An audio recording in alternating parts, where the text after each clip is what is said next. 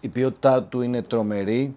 Βέβαια σε όλα αυτά με βοήθησαν στο Moto Expert τα παιδιά για να πάρω το κατάλληλο κράνος για εμένα, για τα δικά μου θέλω, αλλά και για τη μηχανή μου η οποία είναι adventure. Έχει πάρα πολλές λεπτομέρειες και ο ταξιδιώτης μπορεί να απολαύσει το ταξίδι του άνετα. Έχει τρομερή ορατότητα παιδιά και αυτό βασίζεται στην ζελατίνα του που είναι μέχρι πίσω, οπότε και η περιφερειακή του όραση είναι τρομερή. Άρα λοιπόν αυτό είναι το κράνος που πήρα, είναι εκπληκτικό, τρομερό, πανέμορφο, έτσι είναι τα πράγματα. Από τα παιδιά Moto Expert, κάντε follow στο TikTok, τα παιδιά έρχονται και τρομερά βιντεάκια.